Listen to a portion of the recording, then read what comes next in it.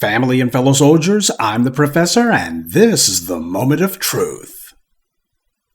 Jonathan Majors, you're going out sad. We've been talking about the movies recently, but there's one story that I feel I would be remiss if I didn't speak on it. As we all know, Jonathan Majors' career was flying high. He was playing a lot of high-profile characters from Creed to Kang the Conqueror, and yet in a single instant his career was destroyed by an accusation of assaulting a white woman. You look at the video of the incident and he's running from this woman over what seems to be half of Manhattan while she's chasing after him. If anything, he should have been the one filing charges. This doesn't constitute assault even in Gloria Allred's fetid imagination, but for the white authorities it's not about the law, it's about the color of the accused. And that's the reason why the same New York prosecutors who conveniently could never convict the likes of Daniel Penny or the thug cop Daniel Pentalio, and who refused to bring a prosecution against Mia Ponsetto, who actually did assault someone, a black child in that case, all of a sudden those same prosecutors figured out how to charge someone, how to indict them, how to convict them, and for what? Nobody knows.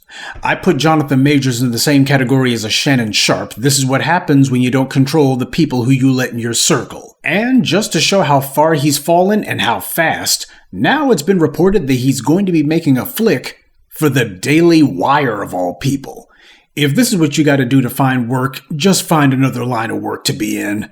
Ben Shapiro, he's not the end of the line for someone's career. This is what happens after you already get kicked off the bus, when you don't have a career to begin with. It is truly sad when this is what someone's been reduced to. And why would somebody of Jonathan Majors' caliber even be involved with a bunch of scumbags and rank amateurs like them? Well, let's just suspend disbelief and common sense while we're at it, and let's imagine what could have brought Jonathan Majors to this point. Why would someone of his caliber have anything to do with the lowly likes of BS? Ben Shapiro doesn't have any wins under his belt in Hollywood. He's a racist podcaster, full stop. He's not a Hollywood screenwriter, he's not a Hollywood director, and he's certainly not a Hollywood producer, and none of the people around him has any clout either. I looked up the names of the people who are supposed to be making, well, whatever this is, and I didn't see any names of any substance. Certainly nothing like a Ryan Coogler or even a Michael Bay or even a George Lucas for that matter. You know, real Hollywood talent, real people who actually make real movies and not right-wingers making vanity projects.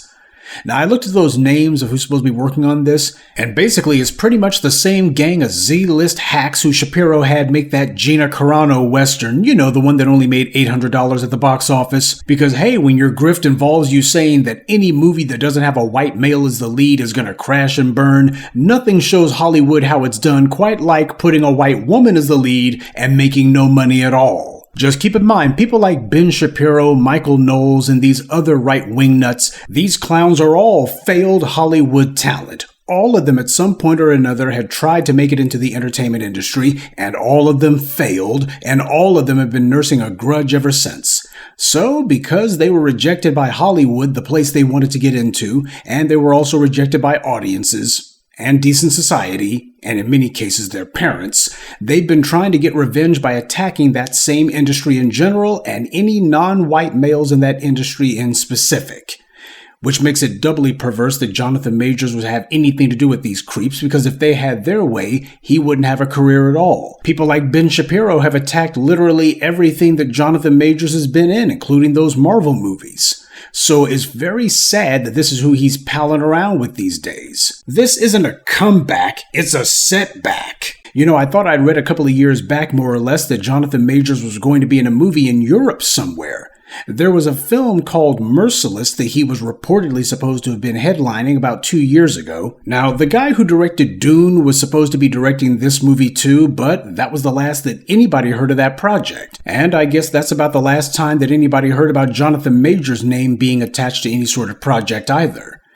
And after 4 years with no work and having had his career destroyed by the white media, all I can think of is that his bread's a little bit low. Because seriously, that's about the only thing that I can think of that would actually motivate a move like this. Because what would make anyone think that a two-bit nobody like Ben Shapiro can create a lane for you? He hasn't been able to make a lane for anyone else. Hell, he can't even make a lane for himself. The only skill, if it can be called that Ben Shapiro has, is just like Barry Weiss, another talentless nobody. He knows how to ask rich Zionists for money, or in his case, fracking billionaires from Texas, ask them to go ahead and throw a couple of dollars his way. He knows how to do that.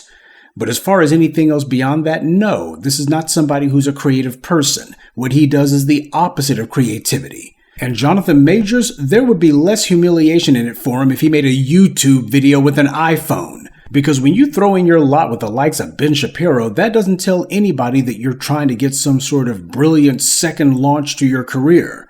What it signals instead is that you've given up. I guess it just goes to show how quickly you can go from an A-list to under the bottom of the barrel. I, for one, don't have any ill will towards Jonathan Majors necessarily.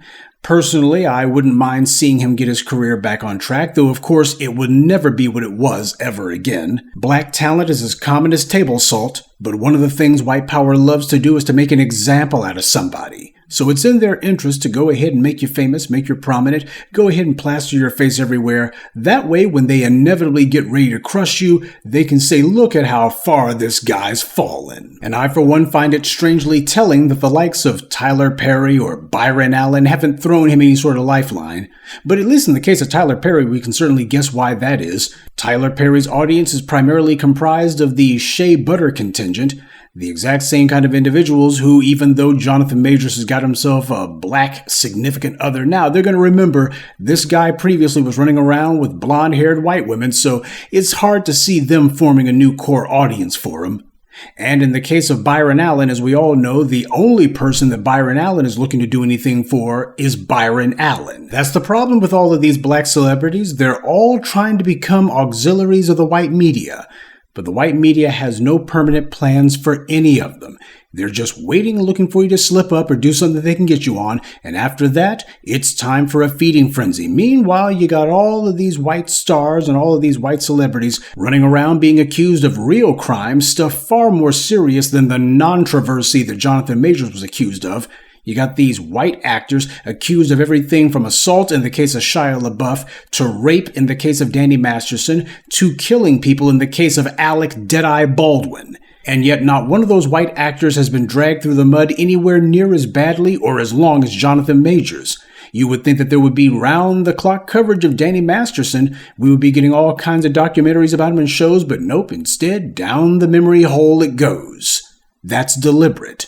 Mel Gibson was not merely accused of being a racist and an anti-Semite and being involved with domestic violence, but it was proven that he was a racist and anti-Semite, and there's all kinds of recordings about him yelling at his ex-wife, girlfriend, whatever the hell his relationship with that woman was. And yet, angry phone recordings that lent a hell of a lot of credibility to a claim of domestic violence wasn't enough to keep Hollywood from bringing Mel Gibson back and having his old buddy Robert Downey Jr. put in the good word for him. Robert Downey Jr. is Jewish, by the way.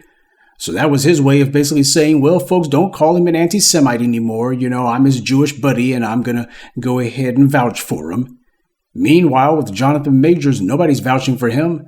Michael B. Jordan doesn't dare mention his name. You don't have anybody else mentioning him either. And it's doubly perverse when you consider the fact that Agent DuVernay, Ava DuVernay, she had no problem praising the likes of Harvey Weinstein.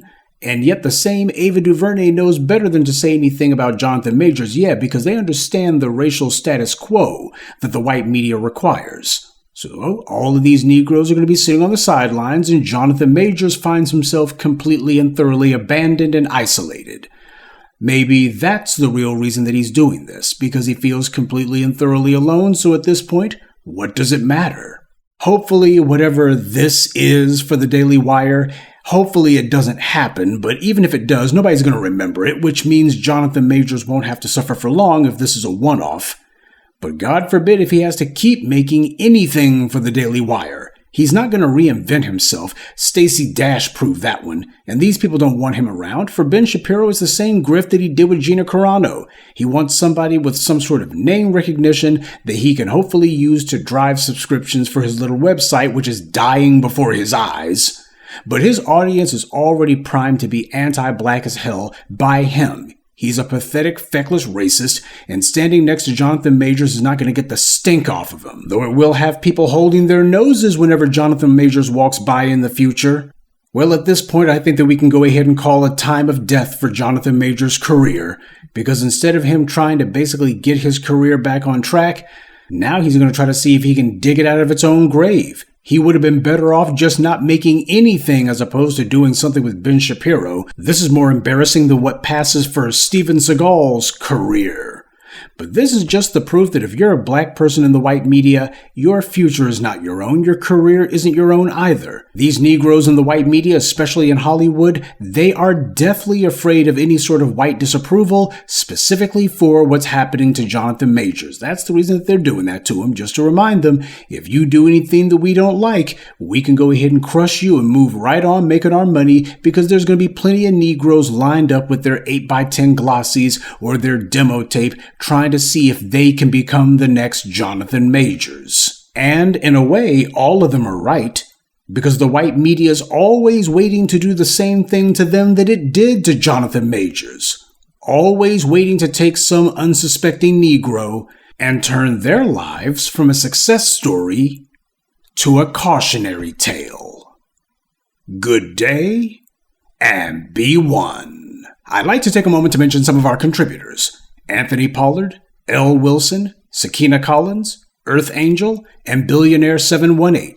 Salute to them and thank you to everyone for listening, liking, and sharing this message. Black empowerment only exists because of you.